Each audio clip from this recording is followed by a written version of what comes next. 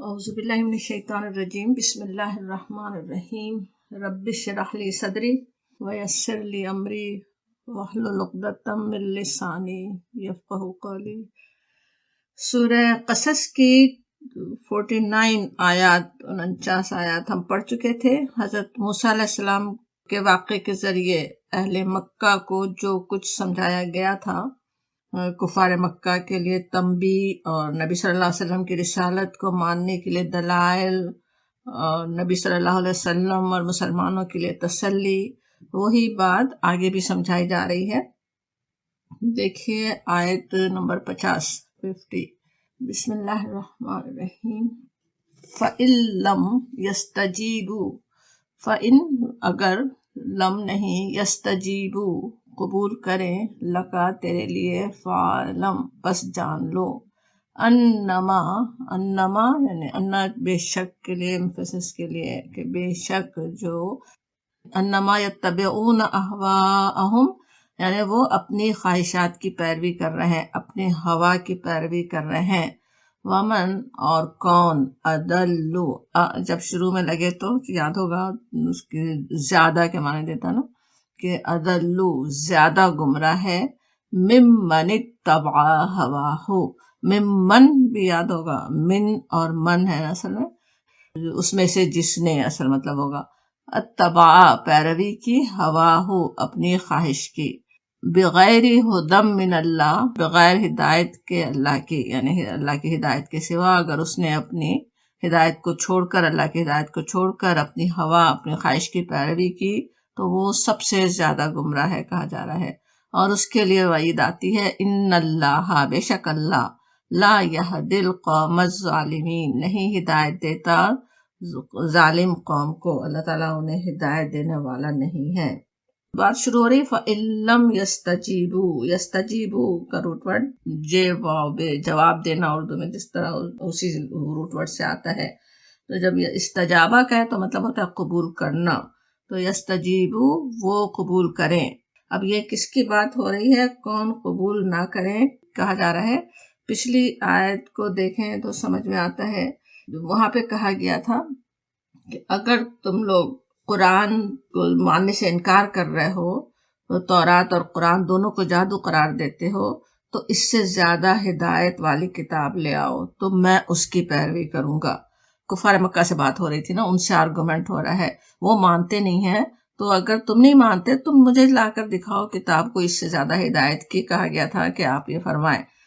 اور جب وہ نہیں مانتے، جب وہ قبول نہیں کرتے، آپ کے چیلنج کو وہ قبول نہیں کر رہے ہیں، اس بات کو مان نہیں رہے ہیں، نہ تورات کو مانتے ہیں، نہ قرآن کو مانتے ہیں، نہ کوئی اور ہدایت کی کتاب پیش کر سکتے ہیں، تو پھر کہا جا رہا ہے فَعْلَمْ پس جان لو، سمجھ لو، تمہیں معلوم ہونا چاہیے کیا، کہ انما یتبعون اہواءہم یہ لوگ دراصل اپنی خواہشات کے پیرو ہیں۔ اپنے ہوا کا پلورل، ہوا کا بھی لفظ اسی آیت میں آگے آ رہا ہے، جمع کا صیغہ الحویوں کے معنی گرنے کے بھی ہوتے ہیں، حاویہ کا لفظ اسی سے ہے، سورہ قاریہ میں جو ہم پڑھتے ہیں جہنم کا نام۔ انسان کی خواہشات بھی انسان کو اس کے مقام سے گرانے والی ہی ہوتی ہیں۔ الہوا کہیں تو جیسے خواہشات کی طرف مائل ہونا اس کا مفہوم ہوگا، تو کہا جا رہا ہے کہ وہ یتبعون کا لفظ تو آپ جانتے ہیں، تبع پیروی، اتباع، وہ اس کا اپنے اتباع کر رہے ہیں، اس کے پیچھے جا رہے ہیں، اپنی ہوا، اپنے خواہشات کے پیچھے جا رہے ہیں۔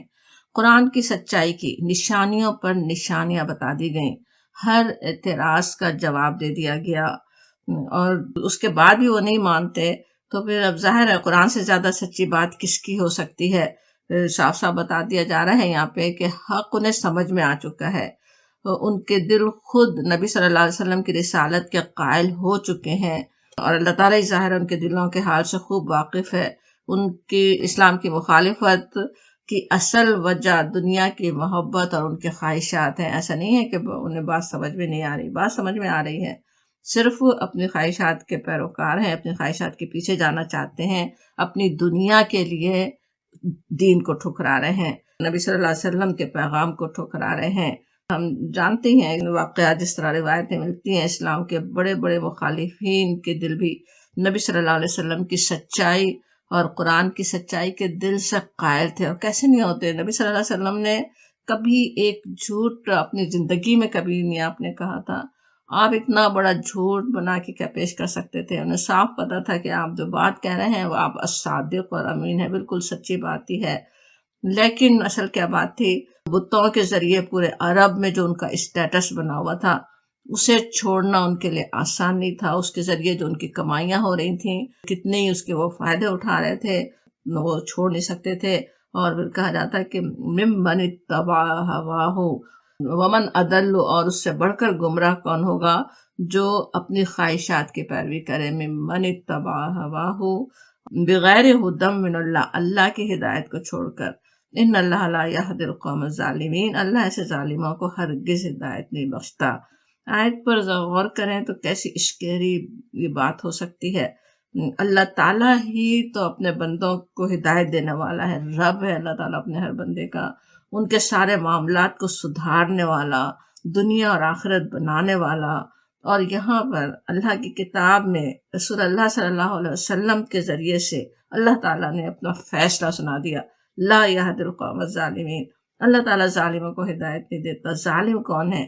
جن کی ترجیحات، جن کی پریارٹیز اپنی خواہشات کو پورا کرنا ہے۔ کفر و شرک تو سب سے بڑا جرم ہے، لیکن ایمان کے دعوے کے ساتھ بھی جو بڑے بڑے جرائم دن اور رات انسان کرتے رہتے ہیں، دنیا کی کشش، نفس کی شہوت کے ذریعے ہی تو انسان شیطان کے قابو میں آ جاتے ہیں۔ وہ سارے گناہ اسی لیے ہوتے ہیں نا، اپنی خواہش کے پیچھے انسان چلتا ہے، اپنے نفس کی ایک بات مانتا ہے، نفس میں بیٹھے ہوئے شیطان کی بات مانتا ہے، اور جب مانتا ہے اس کی بات تو کیا ہوتا ہے، خود اس کا ضمیر کمزور ہو جاتا ہے، شیطان طاقتور بن جاتا ہے، اس کا نفس جو ہے وہ طاقتور بن جاتا ہے، وہ اس سے اور برے کام کروا سکتا ہے، بالکل جیسے انسان شیطان کے قابو میں آ جاتے ہیں۔ پھر دین پر نہیں چلنے کے لیے اپنی نئی نئی تعویلیں چاہے وہ نکالیں، اور جتنی تعویلیں نکالیں گے کیا ہوگا، پورے دین کو ہی بگاڑ کر رکھ دیں گے۔ اسی کے ذریعے قوموں کی قومیں تباہ ہو جاتی ہیں کہ پورا دین ہی بگڑ گیا، بالکل گمراہ ہو گیا، خود گمراہ ہوئے، دوسروں کو گمراہ کر رہے ہیں۔ اگرچہ اپنی خواہشات کو پورا کرنا، دنیا سے فائدے اٹھانا بذات خود کوئی گناہ نہیں ہے، یہ انسان کی فطرت کا حصہ ہے۔ انسانی فطرت کے ان تقاضوں کو پورا کرنے سے، بلکہ ان تقاضوں کو اللہ تعالیٰ نے انسانوں کے قیام، ان کے بہبود کا ذریعہ بنایا ہے۔ غور کریں، ذرا سوچیں، جو بھی خواہشات ہیں، یہ پیٹ لگا ہوا ہے انسان کے ساتھ، اسی کے ذریعے تو ساری دنیا چل رہی ہے، بلکہ کہنا چاہیے کہ دنیا کی ساری رنگینیاں انہی کے دم سے ہیں۔ کیا کچھ انسان اس کی خاطر کرتا ہے، کتنی دنیا میں سارے کام اسی کے لیے تو ہو رہے ہیں۔ اپنی خواہشات، دوسری خواہش کو اپنی پوری کرنے کے لیے گھروں کو بساتا ہے، نسلوں کو بڑھاتا ہے، گھر والوں کو سنبھالتا ہے، کیا کچھ انسان کرتا ہے۔ اپنی خواہشات کو پورا کرنا تو ٹھیک ہے، اور یہ بھی تو غور کیجئے، اپنی ہر خواہش پوری کرنے کے جائز طریقے دنیا میں انسانوں کے لیے موجود ہیں، اللہ تعالیٰ نے رکھے ہوئے ہیں، اور پھر اس کے ساتھ ضمیر کی طاقت اسے عطا کی ہے، آسمانی ہدایات تک پہنچانے کا انتظام کر دیا۔ اور پھر بھی جو ظلم کی روش پر چلے اور چلتا ہی رہے، پلٹنے کے بجائے، تو ایک ایسا وقت آ جاتا ہے کہ ان اللہ لا یہدی القوم الظالمین۔ ہم یہ کہہ رہے ہیں کہ خواہشات پورا کرنا برا نہیں ہے، اور یہاں پہ یہ تنبیہ آ رہی ہے، لیکن وہ تنبیہ ہے کس کے لیے، وہ یہاں وضاحت ہو جاتی ہے کہ بغیر ہدی من اللہ، اللہ کی ہدایت کے بغیر جو خواہشات کی پیروی کرے وہ اصل برا ہے۔ کہ ہدایت کو پیچھے ڈال دے، اللہ کی نافرمانی کے ساتھ اپنی خواہشات کو پورا کرے، تو وہ اصل گناہ ہے، وہ اصل ظالم بنانے والی چیز ہے۔ انسانوں کے اندر خود اللہ تعالیٰ نے برے اور بھلے کی پہچان رکھ دی ہے، سب کچھ وہ جان سکتا ہے، اور اس کے بعد جو ظلم کی روش پر چلے تو وہ ہے ظالم۔ ظالمین کہیں تو خواہشات کی، اپنی شہوت نفس کی بات یعنی سن کر سب سے پہلا ظلم تو انسان اپنے ہی ذات پر کرتا ہے، اپنے اوپر انسان کر رہا ہوتا ہے۔ مثال سوچیں، ایک شخص اپنی خواہش پوری کرنے کے لیے شراب پی لے، شراب پیتا ہو، تو اپنی ذات پر ہی وہ کتنے بڑے ظلم کر رہا ہے، دنیا کے بھی نقصان اٹھائے گا، اپنے رب کی نافرمانی کر کے اپنے آقا کا حق ادا نہ کرنے کا ظلم، پھر اس کی وجہ سے اور کتنے لوگوں پر ظلم کرنے کا مرتکب ہو سکتا ہے، اور پھر اپنے آپ پر کتنا بڑا ظلم کہ وہ آخرت کے عذاب میں اسے مبتلا کرے۔ تو اسی سے پھر ہر گناہ کے ظلم کا اندازہ ہم کر سکتے ہیں، کس طرح سے وہ ہر گناہ کے ظلم کی طرف لے جاتا ہے، وہ ظالم بنا دیتا ہے۔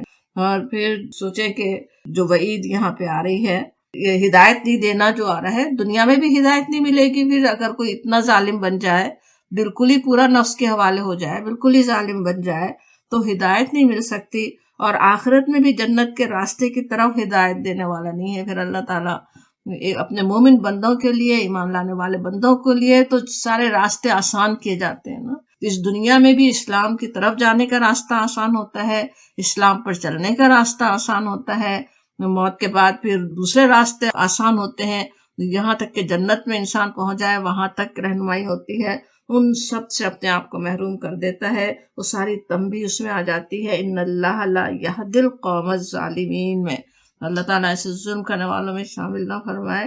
ہر گناہ ظلم ہے، ہر گناہ سے ڈرنے کی ویسے ضرورت ہے۔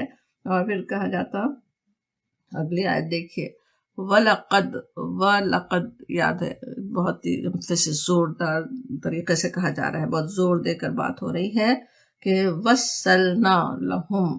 وصلنا، وصلہ سے اس کے معنی ہوتے ہیں ملانا، جوڑنا، اسی سے اتصال اور متصل کے الفاظ اردو میں بھی استعمال کرتے ہیں۔ پتا ہوگا متصل گھر ہے تو کیا مطلب ہوتا ہے، ساتھ ہی گھر ہے، بالکل ایک دوسرے سے جڑا ہوا ہے۔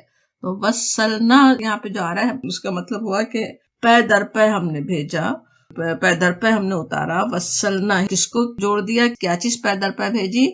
القول آتا ہے، لہم ہے پہلے تو ان کے لیے، کس کے لیے؟ وہ جو جھٹلا رہے ہیں، وہ جو نہیں مان رہے ہیں، انسانوں کے لیے اللہ تعالیٰ نے بھیجا القول۔ قول بات کو کہتے ہیں، پتہ ہی ہے۔ جب القول کہا جائے، خاص بات کہی جائے، تو پھر وہ کیا ہوا، وہ ہدایت کی بات ہو رہی ہے، اللہ کی ہدایت کی بات، اللہ کی آیات کے لیے یہ لفظ آ رہا ہے کہ ہم نے پے در پے اپنی آیات، اپنا کلام نصیحت ہم نے بھیجا، لعلہم شاید کہ وہ، لعلہ تاکہ بھی ہوتا ہے، شاید بھی، تاکہ وہ یتذکرون، تاکہ وہ نصیحت حاصل کرے، وہ نصیحت پالے۔ یتذکرون کے لفظ پر غور کرنے کے لیے لعلہم جو جس طرح آ رہا ہے تاکہ وہ غور کریں، تو انسانوں کو کھول کھول کر بینات دکھا دی گئیں، نشانیاں سامنے آ جائیں، لوگ مان کر نہ دیں، لیکن ان کے بارے میں کہا جاتا کہ ہو سکتا ہے کہ وہ نصیحت حاصل کر لیں۔ اصل آیات اللہ تعالیٰ نے جو اتنی بھیجی اور بار بار بھیجی، کس لیے؟ تاکہ لوگ نصیحت حاصل کریں۔ فرعون جیسے سرکش کے لیے بھی ہدایت ہوتی ہے۔ جب یاد ہوگا ابھی پیچھے بھی ہم نے حضرت موسیٰ علیہ السلام کا واقعہ پڑھا، تو وہاں بھیجتے ہوئے کیا کہا جاتا ہے، لعلہ یتذکر۔ قرآن میں اور بھی کئی جگہ یہ بات آتی ہے، نازعات میں بھی، کہ شاید کہ وہ پاکیزگی اختیار کر لے، امید وہی رکھی جاتی ہے، اس کے لیے کہا جاتا، اس لیے نصیحت کی جاتی تاکہ وہ پاکیزگی اختیار کرے، وہ نصیحت حاصل کرے۔ اور یہی بات نبی صلی اللہ علیہ وسلم کی سیرت سے بھی ہمیں پتہ چلتی۔ طائف جیسے اتنے اذیت دینے، اس قدر بدتمیزی کے ساتھ جھٹلانے والوں تک کے لیے بھی نبی صلی اللہ علیہ وسلم کیا امید رکھتے ہیں؟ انہیں ہدایت مل سکتی ہے، ان کی نسلوں کو ہدایت مل سکتی ہے۔ اب اسی سے پھر ہمیں اپنے رویوں پر بھی غور کرنے کی ضرورت ہے۔ لوگوں تک ہدایت پہنچانے، انہیں قائل کرنے کی کوشش سے پہلے ہی ان سے مایوس نہ ہو جائیں، نہ اپنے آپ سے کبھی مایوس ہو۔ یہ بھی ہوتا ہے نا، انسان سمجھے کہ میں تو بہت گناہ گار ہوں، اب میں کیا پلٹ سکتا ہوں، کبھی بھی انسان مایوس نہ ہو۔ جب فرعون تک کے لیے راستہ کھلا ہوا تھا کہ وہ پاکیزگی اختیار کر لیتا، ہند جگر خار، وہ جس نے حضرت حمزہ کا کلیجہ چبا لیا، اس تک کو بھی ہدایت مل سکتی تھی، تو اور کون کس سے مایوس ہو سکتا ہے؟ اپنا تزکیہ کرنے اور کرتے ہی رہنے، اور دوسروں کے لیے بھی کوشش پر کوشش کرتے رہنے کی ضرورت ہے۔ ذرا سوچیں، حضرت یونس علیہ السلام عذاب آنے سے کچھ ہی پہلے اپنی قوم سے مایوس ہوتے ہیں، تو ان کی کیسی پکڑ ہو جاتی ہے۔ اللہ تعالیٰ کی رحمت تو اپنے گناہ گار بندوں پر بھی ہوتی ہے، اور اپنے نیک بندوں میں بھی اللہ تعالیٰ وہی صفت دیکھنا چاہتا ہے۔ مثالیں تو ابھی بھی ہم دیکھ ہی سکتے ہیں بابری مسجد ڈھانے والوں میں سے ایک فرد کو ہدایت مل جاتی ہے، ڈینش جرنلسٹ اسلام کے خلاف کتاب لکھنے جا رہا تھا، اسے ہدایت مل جاتی ہے، مسلمان ہو جاتا ہے۔ اور یہ بات جو یعنی اللہ تعالیٰ کی سنت کا جو اس آیت میں بیان ہوئی کہ وَلَقَدْ وَصَّلْنَا لَهُمُ الْقَوْلَ، کہ ہم نے پے در پے آیات بھیجی، پے در پے ہم نے ہدایت بھیجی، اس کو قرآن میں کئی جگہ ذکر ہوتا ہے۔ سورہ کہف میں سے آتا ہے وَلَقَدْ صَرَّفْنَا فِي هَذَا الْقُرْآنِ لِلنَّاسِ مِنْ كُلِّ مَثَلٍ، ہم نے اس قرآن میں طرح طرح سے لوگوں کو سمجھایا، ایک طرح نہیں، ایک ہی بات کئی طرح سے سمجھائی گئی۔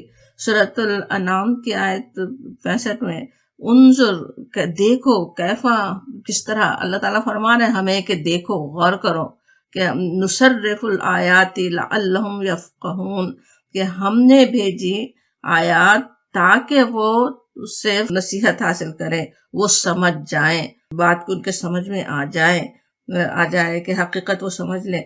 قرآن کے مطالعے کے دوران ہم خود بھی دیکھ سکتے ہیں قرآن میں بار بار ایک بات کتنے طریقوں سے سمجھائی جاتی ہے، کبھی واقعات کے ذریعے، کبھی تاریخ کے حوالوں سے، کبھی چھوٹی چھوٹی صورتوں میں زوردار الفاظ اور بہترین دلیل کے ساتھ ٹو دی پوائنٹ بات، کہیں خطبے کے انداز میں زور بیان کے ساتھ تفصیل کے ساتھ بات سمجھائی گئی، کہیں بشارتیں، کہیں انذار، کہیں نشانیوں پر نشانیاں دکھا کر۔ اور یہ سارا اہتمام کس کے لیے ہے؟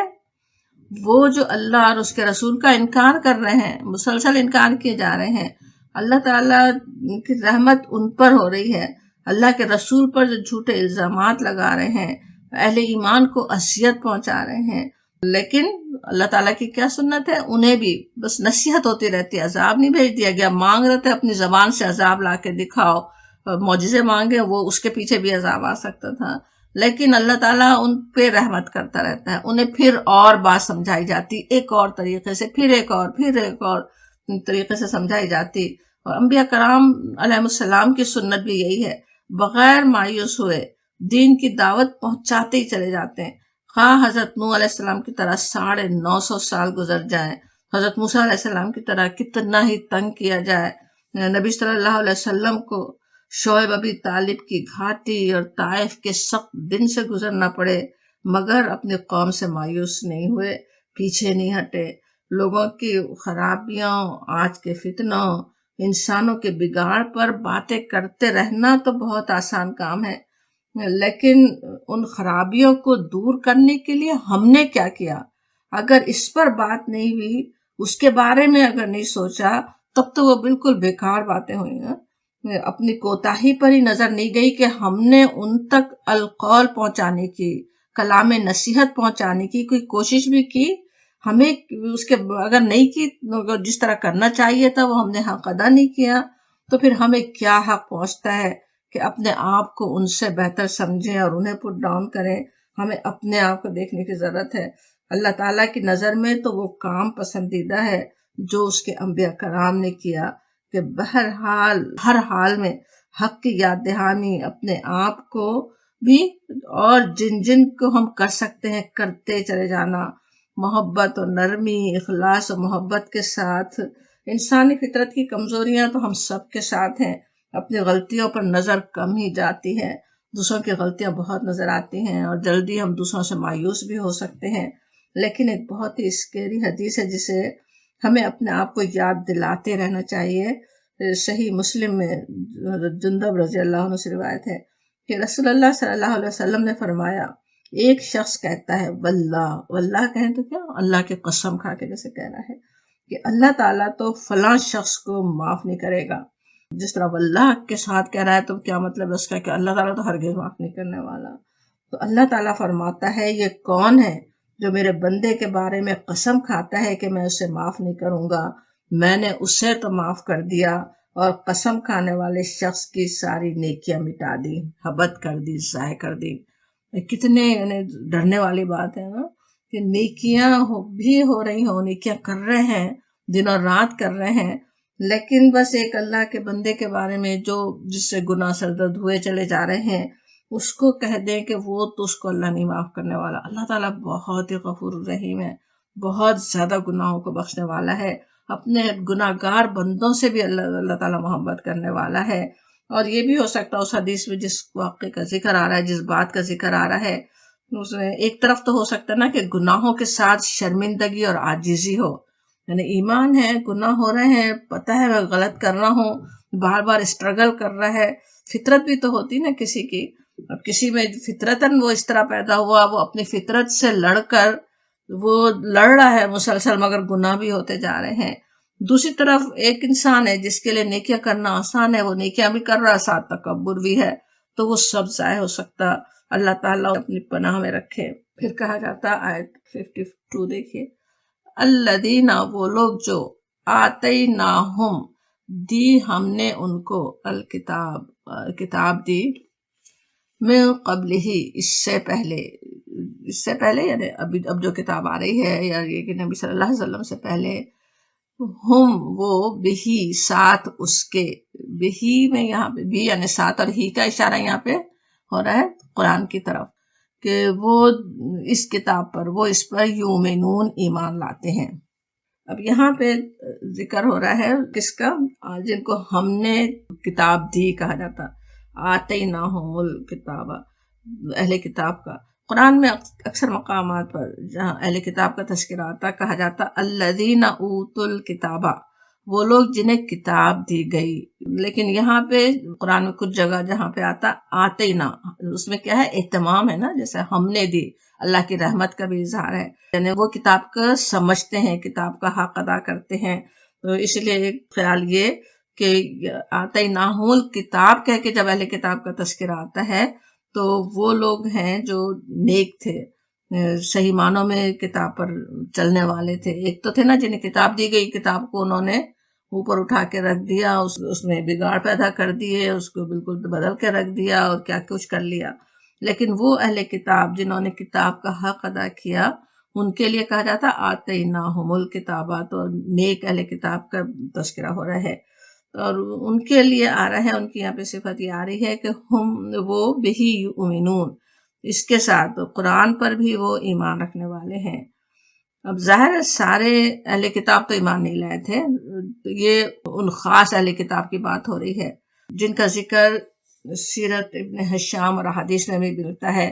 واقعہ آتا ہے کہ نجاشی کے پاس، واقعہ ہمیں پتہ ہے نا کس طرح ہجرت حبشہ ہوئی، اور وہاں پہ کفار مکہ پہنچے، اور پھر نجاشی کو کنونس کرنے کے لیے کہ کے حوالے کر دیے جائیں، یہ ہمارے مجرم ہیں مسلمان۔ اور جب نجاشی ان سے پوچھتا ہے، مسلمانوں کو بلا کر ان سے بات کرتا ہے، اور حضرت جعفر اپنا اسلام کی دعوت پیش کرتے ہیں، اور وہ ایمان ہی لے آتا ہے، ایک طرح سے کہتا ہے کہ بالکل صحیح بات ہے، اس میں ایک تن کا برابر بھی فرق نہیں ہے جو بات اس میں کہی گئی اور جو حقیقت ہے۔ اس کے بعد پھر کیونکہ وہاں تک اسلام کی دعوت پہنچ گئی تو حبشہ سے ایک گروہ آیا، اب وہ تعداد میں ظاہر کچھ فرق رہتا ہے ہر روایت میں، تو ایک گروہ آیا معلومات کرنے کے لیے، نبی صلی اللہ علیہ وسلم کے بارے میں جاننے کے لیے۔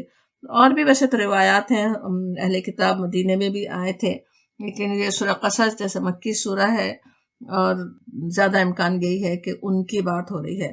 ویسے اس کے علاوہ بھی اہل کتاب ہو سکتا ہے آتے رہے ہوں نا، فردن کہ کوئی ہو سکتا ہے اس کے علاوہ بھی لوگوں نے آ کے معلومات کی ہو، لیکن یہاں پہ زیادہ امکان یہ ہے کہ وہ حبشہ سے آنے والے اہل کتاب تھے، اور معلومات کرنے کے لیے وہ آئے تھے۔ جس نبی کی بات ہو رہی ہے، جس نبی کے یہ ماننے والے ہیں، وہ حق ہے یا نہیں، یہ حق جاننے کے لیے وہ سفر کر کے آئے، اور ان کے لیے کہا جا رہا ہے کہ پھر وہ ایمان لاتے۔ جب انہوں نے نبی صلی اللہ علیہ وسلم سے بات کی، فوراً ہی انہیں سمجھ میں آ گئی بات، اس وقت پر وہ ایمان لے آئے۔ ان کی پہلی تعریف تو یہ کہ وہ بہی یؤمنون، وہ ایمان لے آتے ہیں۔ اور کیا کیا انہوں نے؟ وَإِذَا، اور جب، یتلا، پڑھی جاتی ہے، علیہم، ان پر، قالو، کہا انہوں نے، آمنا بہ، ہم ایمان لائے ساتھ اس کے، انہ الحق، بے شک وہ حق ہے، من ربنا، ہمارے رب کی طرف سے، انا، بے شک ہم، کننا، تھے ہم، من قبل ہی، اس سے پہلے، مسلمین، فرما برداری کرنے والے، ہم مسلمان ہی تھے، ہم پہلے سے مسلمان تھے۔ اب یہاں اہل مکہ کے سامنے ان اہل کتاب کا کردار رکھا گیا وہ لوگ جن کے درمیان اللہ کے رسول مبعوث کیے گئے، جو انہیں اللہ کا کلام سنا رہے ہیں، ان کے اپنے بھائی بندوں میں سے اپنے ہی ہیں نبی صلی اللہ علیہ وسلم، جن کو بچپن سے جانتے ہیں، اور ان پر وہ ایمان لانے کے بجائے وہ خود کیا کر رہے تھے. اور یہ دور دراز سے آنے والے جب ان پر آیات پڑھی جاتی ہیں، کتنی ایک ہی ملاقات ہوئی ہو، دو تین ہوئی ہوں، لیکن جیسے ہی اللہ کا وہ کلام سنتے ہیں نبی صلی اللہ علیہ وسلم کی زبان سے، فوراً ان کی زبان سے کیا نکلتا ہے؟ آمن نبی، کہ ہم ایمان لے آئے ساتھ اس کے. اور انہ الحق، وہ جان جاتے ہیں یہ الحق ہے، الحق من ربنا، ہمارے رب کی طرف سے، اصل رب پر ایمان رکھتے تھے. اور پھر ساتھ ہی کہتے بھی ہیں انا کننا من قبل ہی مسلمین، ہم تو پہلے ہی سے مسلم تھے، یعنی سچے مسلم تھے، اللہ کے لیے جھکے ہوئے تھے، عیسائی یا یہودی بن کر نہیں رہ گئے تھے. ہم جانتے ہیں کہ عیسائیوں کے دین میں بھی کتنے ہی بگاڑ پیدا ہو چکے تھے، لیکن ان میں سے جو سچے اہل حق تھے وہ تو حضرت محمد صلی اللہ علیہ وسلم کی نبوت کے منتظر ہی تھے. پہلے بھی انہیں پتا تھا، حضرت عیسیٰ علیہ السلام تو بشارت دینے کے لیے بھیجے گئے تھے نا نبی صلی اللہ علیہ وسلم کی، ان کی کتابوں میں موجود تھے ان کی خبریں، اور وہ منتظر تھے، دیکھ رہے تھے کہ آج ان کے سارے علماء بگڑے ہوئے ہیں، اور وہ انتظار کر رہے تھے کہ اب اللہ کے رسول آئیں گے جو صحیح دین پیش کرنے والے ہوں گے. تو وہ یہ کہتے ہیں کہ ہم تو پہلے ہی مسلمان تھے، وہ پہلے سے ہی مسلم تھے ہم. یہاں تو ویسے یہ اہل کتاب کی بات ہو رہی ہے کہ ہم پہلے ہی سے مسلم تھے، لیکن اصل بات کیا ہے کہ اسلام تو ہے ہی فطرت کا دین، ہر بچہ اسلام ہی کی فطرت پر پیدا ہوتا ہے. اسی لیے حدیث بھی ہے نا کہ ہر بچہ اسلام کی فطرت پہ پیدا ہوتا ہے، لیکن پھر اس کے گھر والے ہیں جو اسے یہودی یا عیسائی بنا دیں، ان کے دین کو بگاڑ دیں. کیونکہ فطرت وہ ہے انسان کی، تو جن کی فطرت سلیم ہوتی ہے، جنہوں نے اپنی فطرت کو بگاڑا نہیں، جو اپنی ضمیر کی بات کو سننے والے ہیں، جو اپنے نفس کی خواہشوں کے پیچھے نہیں جانے والے ہیں، ان کا کیا ہوتا ہے جب ان کے سامنے اسلام کی تعلیمات آتی ہیں تو وہ پکار اٹھتے ہیں کہ ہم تو پہلے ہی سے مسلمان تھے. انا کننا من قبل مسلمین، بالکل یہی بات ملکہ سبا نے کہی تھی جب حضرت سلیمان سے ملتی ہے، نشانیاں دیکھتی ہے، وہ کہتی ہے پہلے ہی سے ہم تو مسلمان تھے. بلکہ مسلمانوں کے، آج کے بھی مسلمان ہونے والوں کے واقعات اگر آپ سنیں تو کتنے ہی ایسے ہیں جب وہ قرآن پڑھتے ہیں، جب دیکھتے ہیں تو وہ کہہ اٹھتے ہیں کہ ہم تو پہلے سے ہی مسلمان تھے. یہ تعلیمات قرآن کو نہیں پڑھا تھا اس سے پہلے، لیکن جو تعلیمات ہیں وہی چیز وہ ان کو بھی صحیح لگتی تھی، پہلے سے بھی انہیں وہ صحیح لگتی تھی کہ وہ اس کو جانتے ہی تھے کہ ہم تو پہلے ہی مسلمان تھے. وہ یہ کہتے ہیں، وہاں پہ ان عیسائیوں کی بات آ رہی ہے کہ انہوں نے وہی بات کہی کہ ہم تو پہلے ہی سے ایمان لانے والے تھے. اور یہ بھی سمجھ میں آتا ہے کہ دین اسلام ہمیشہ سے ایک ہی تھا. حضرت نوح علیہ السلام کا بھی قول آتا ہے قرآن میں کہ مجھے حکم دیا گیا کہ میں مسلمین میں سے ہوں. ابراہیم علیہ السلام کا قول آتا ہے اسلمت لرب العالمین، میں مسلم ہو گیا رب العالمین کے لیے. یوسف علیہ السلام کی دعا آتی ہے توفنی مسلمہ، مجھ کو اسلام کی حالت میں موت دے. تو اسی طرح ہر نبی کا قول قرآن میں جو آتے ہیں ہر ایک کے لیے اسلام ہی کی بات آتی ہے. اب یہاں پچھلی آیت کا بھی ایک اور مفہوم سمجھ میں آتا ہے. پچھلی آیت تھی نا وَلَقَدْ وَصَّلْنَا لَهُمُ الْقَوْلَ، جیسے ابھی عیسیٰ علیہ السلام کے ذریعے بھیجی گئی ہدایت کو ماننے والے موجود ہی تھے، اور اس ہدایت کا نشان مٹنے سے پہلے ہی پھر قرآن نازل ہو گیا، اللہ کی کتاب آ گئی. کیسے جیسے سلسلہ جڑ گیا ہو، پے در پے، ابھی ایک کتاب آئی پھر دوسری کتاب آئی. ہدایات اللہ کی اسی طرح اللہ کے بندوں کے لیے آتی رہیں. ہدایت ابھی بگڑنے لگتی ہے، لوگ بھولنے لگتے ہیں، فوراً دوسری کتاب آ جاتی. پھر اس آخری کتاب کا اللہ تعالیٰ نے ذمہ لے لیا کہ اس کی حفاظت ہی ہوگی قیامت تک کے لیے.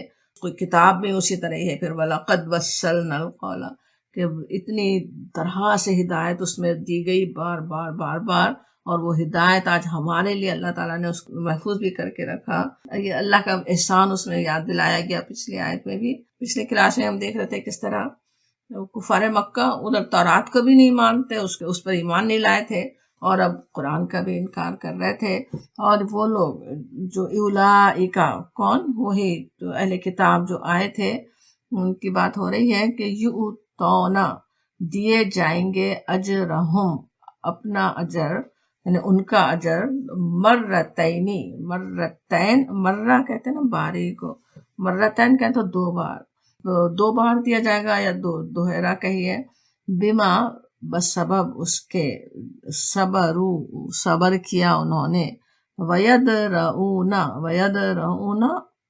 درآ سے ہے، الدرع کہتے ہیں نیزہ وغیرہ جیسے ایک جانب مائل ہو جائے جھکے، دفع کرنا، دور ہٹانا، ٹالنا کسی چیز کو، ویدرؤون وہ دور کرتے ہیں، دفع کرتے ہیں، بالحسنتی ساتھ بھلائی کے، بالحسنتی سیئۃ برائی کو، وہ سیئہ کو دور کرتے ہیں حسنہ سے، ومما من اور ما ہے کہ اس میں سے جو رزقناہم دیا ہم نے کو، ينفقون خرچ کرتے ہیں، وہ اس میں سے خرچ کرتے ہیں۔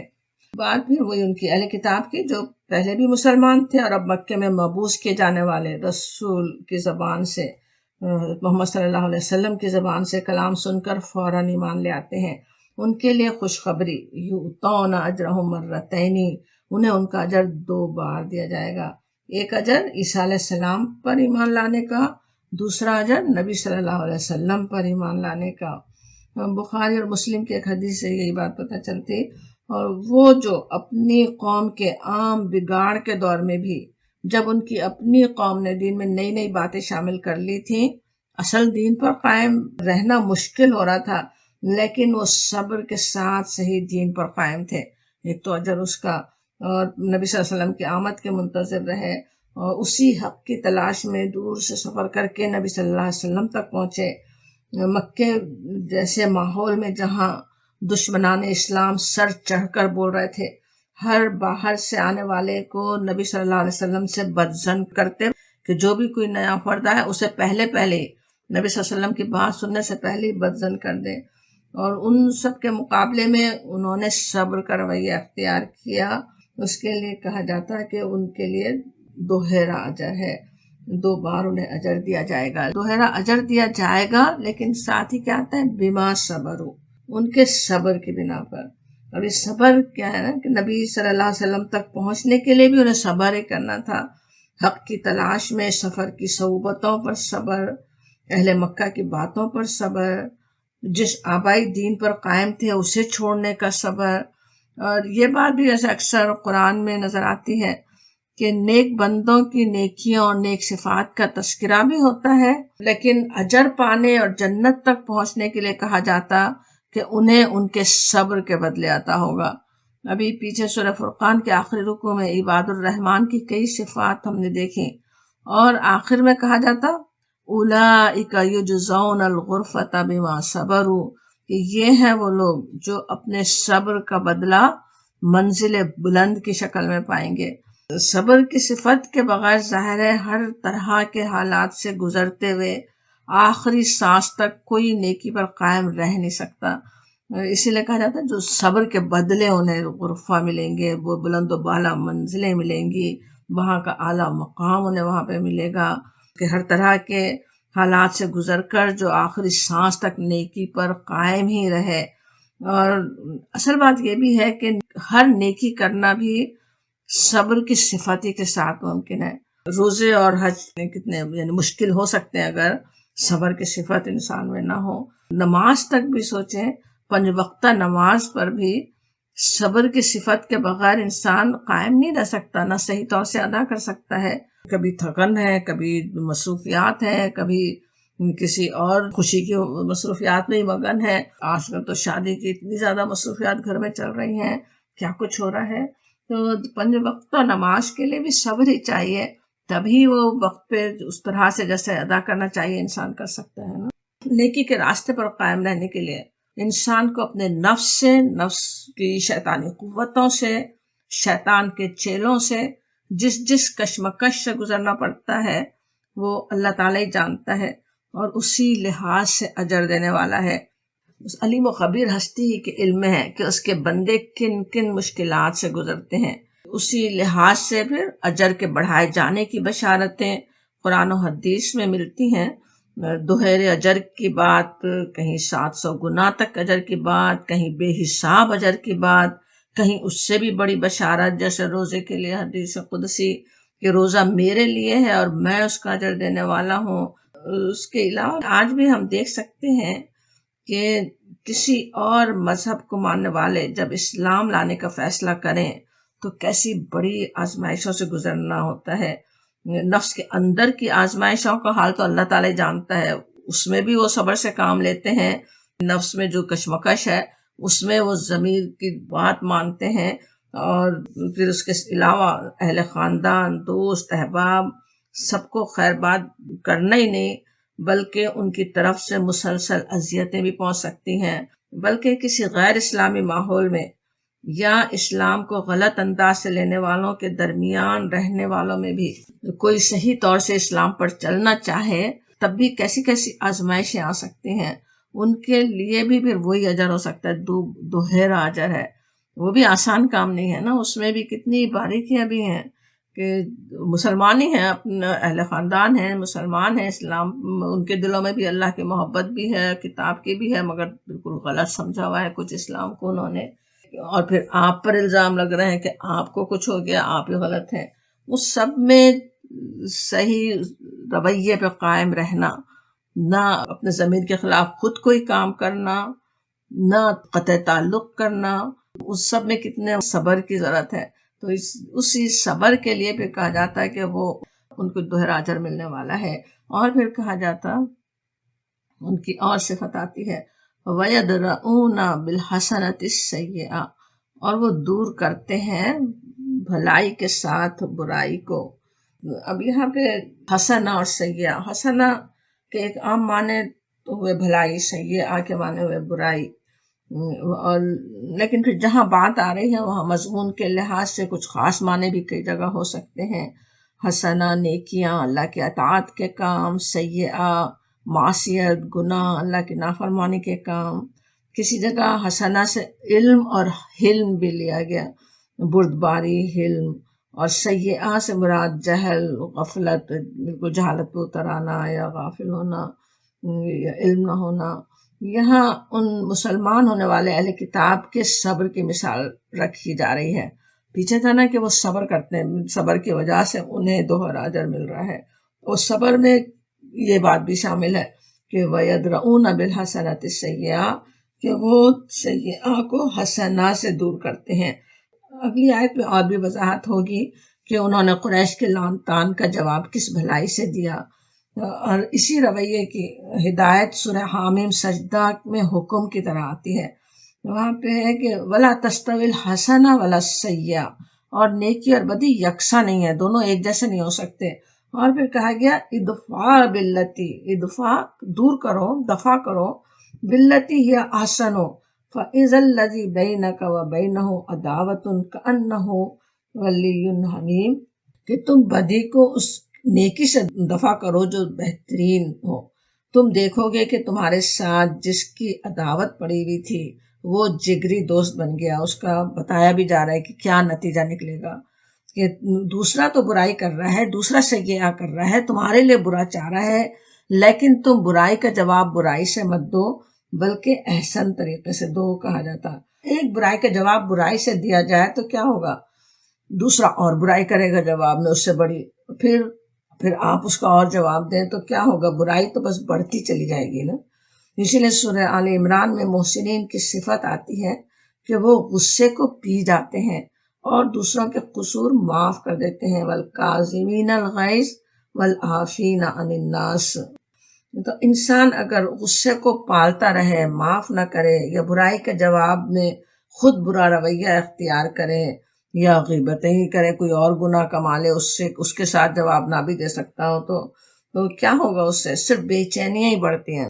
اردو میں ہم نفرت کو جیسے کہتے ہیں نا، کبھی نفرت کی آگ، حقیقتاً وہ آگ ہی ہے جو محبتوں کو نگل جاتی ہے، رشتوں کو توڑ دیتی ہے، اور انسان خود بھی اس آگ میں جلتا ہی رہتا ہے، اور وہ آگ اپنی نیکیوں کو بھی تباہ کر سکتی ہے، ہماری نیکیوں کو تباہ کر سکتی ہے۔ دل میں بغض رکھنے کی وعید کے بارے میں حدیث آپ کو یاد ہوں گی، وہ اسی لیے ہے کہ کیا کچھ انسان اس سے نقصان ہی اٹھاتا ہے اگر نفرت کو پالتا رہے. دوسرے برا تو کر سکتے ہیں، قرآن میں آتا ہے کہ پیچھے سورہ فرقان نہیں پڑھا تھا کہ تمہارے باس کے لیے فتنہ ہے.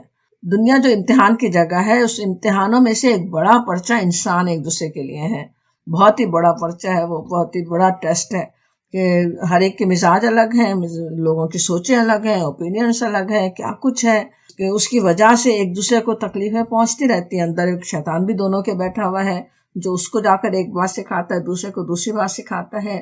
اس میں اگر ہم اپنے نفس کی اگر بات سنیں، یہ بات ہمیں یاد نہ رہے کہ اگر ہم نے دل میں بغض رکھا تو ہم ہی نقصان اٹھائیں گے. تو پھر انسان کے لیے معاف کرنا آسان ہو جائے، درگزر کر دے، معاف کر دے، بھول جائے. بھلانا آسان نہیں ہوتا، سال ہر سال آپ کو یاد آتی رہے گی ایک بات بھی، اور شیطان اور زیادہ یاد کرواتا ہی رہے گا جب تک آپ اسے بہت بھگا کر نکالیں نہیں، اس شیطان سے پورا مقابلہ نہ کریں. تو اس کے لیے ہمیں سوچنے کی ضرورت ہے کہ ایسا نہ ہو کہ اس بغض کو دل میں پالے رکھیں. پالنے سے کیا ہوتا ہے، پھر تعلقات بھی خراب ہوتے ہیں نا.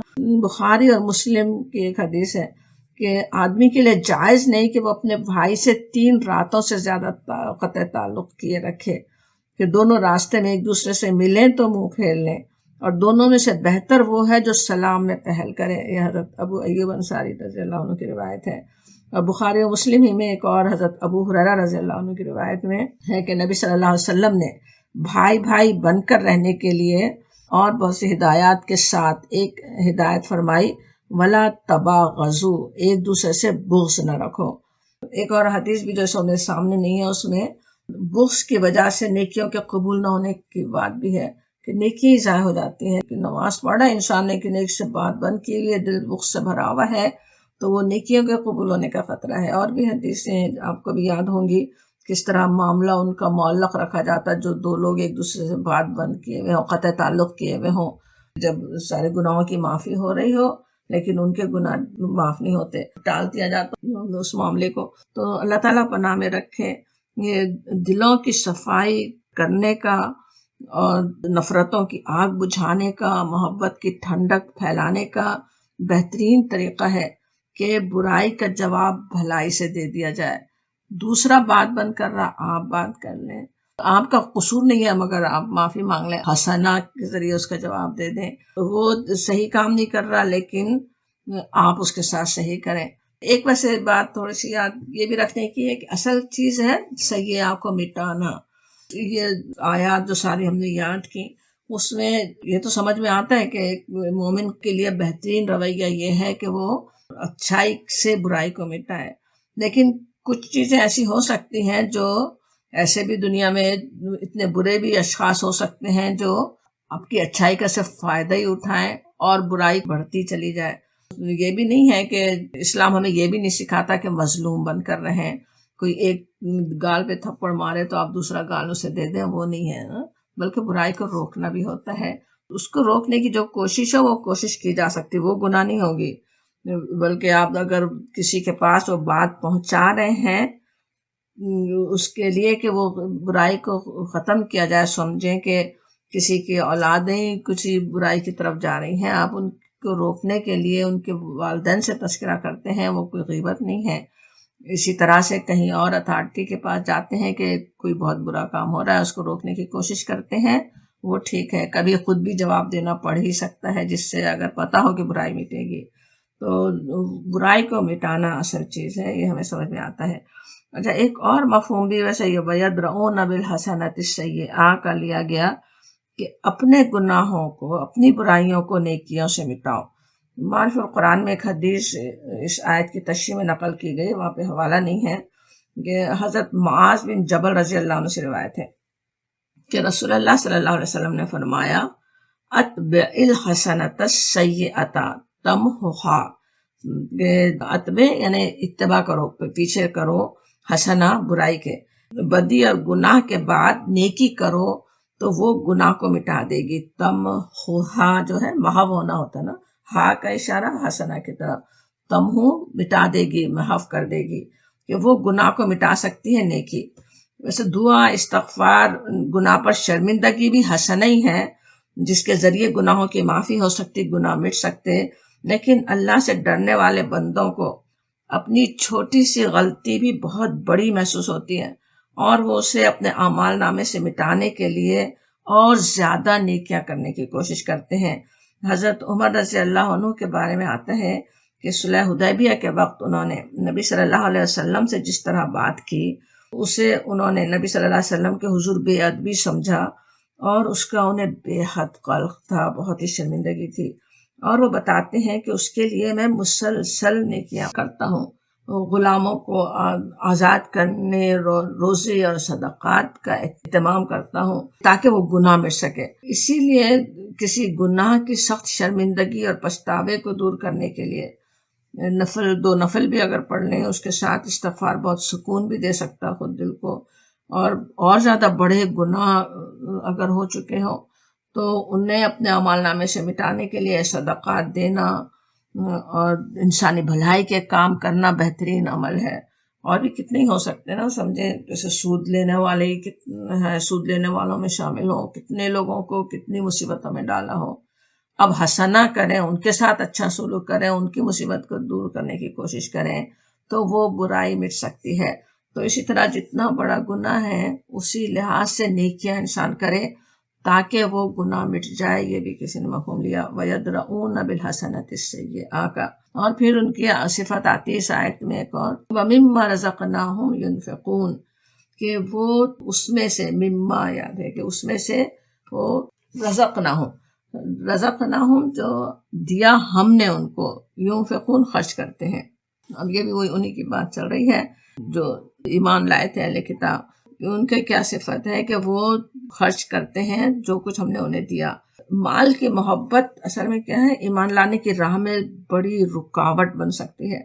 اہل کتاب خصوصاً یہود کی زرپرستی، ان کا جو اکانومک اسٹیٹس بنا ہوا تھا مدینے میں، وہ اس کی وجہ سے وہ اسلام کو اپنے لیے خطرہ سمجھتے تھے نا۔ قریش کا بھی، کفار مکہ کا بھی وہی مسئلہ تھا کہ بتوں کی مجاوری سے وہ جو کچھ کماتے تھے، بہت سارے قبیلوں کے بت انہوں نے رکھے ہوئے تھے اور خوب دولت ان کے پاس آ رہی تھی، اور وہ سارے جو بت خانہ انہوں نے نعوذ باللہ بنایا ہوا تھا حرم کو، اس کے ذریعے سے ان کا کیا پورے عرب میں ایک دھاک بیٹھی ہوئی تھی، تو وہ سب انہیں ہاتھ سے جاتی ہوئی نظر آتی تھی۔ تو اس لیے وہ اسلام کو قبول کرنا تو دور کی بات ہے، سخت مخالفت کر رہے تھے نا بڑے بڑے جو سرداران تھے۔ آگے قارون کا ذکر بھی یہی بات سمجھانے کے لیے ہوا۔ تو ایمان نہ لانے والوں کی ایک اہم صفت سورہ ہمزہ میں بھی آتی، الذی جمع مالا وعددا، جس نے مال جمع کیا اور گن گن کر رکھا۔ ایمان نہ لانا تو کیا، ایمان کے تقاضے پورے کرنے اور اسلام پر چلنے کے راستے میں بھی ایک بڑی رکاوٹ انسان کے لیے یہی مال کی محبت، دنیا کی محبت، دنیاوی اسٹیٹس ہے جسے انسان کسی حال میں چھوڑنا نہیں چاہتے۔ اللہ کو رازق سمجھنے کے بجائے خود حساب کتاب میں لگا رہتا ہے، وہ عددا جس طرح آ رہا ہے کہ پھر کہاں سے کھائے گا اگر آج یہ بے ایمانیاں چھوڑ دیں۔ اپنی اولاد کا پیٹ بھرنے کے لیے اپنے ضمیر کا سودا کر لیتا ہے۔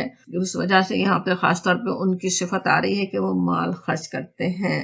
رزقناہم کہنا کس طرح یاد دہانی ہوتی نا، ترغیب دینے کے لیے کہ یہ رزق ہمارا دیا ہوا ہے، ہم نے دیا، آج بھی ہم نے دیا، کل بھی ہم دے سکتے ہیں۔ اور سچ میں سوچنے کی بات ہے، خود اہل مکہ کے لیے کتنی سوچنے کی بات تھی۔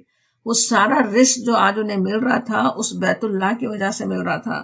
سورۃ الفیل اور سورۃ قریش پہ غور کریں تو سمجھ میں آتا ہے اللہ جو رب العالمین جس نے ذرا فَلْيَعْبُدُوا رَبَّ هَذَا الْبَيْتِ، بس چاہیے کہ وہ اس رب کی عبادت کریں۔ اس رب کریم نے ان کو وہاں رزق پہنچانے کے لیے کیا کیا انتظامات کیے ہوئے تھے۔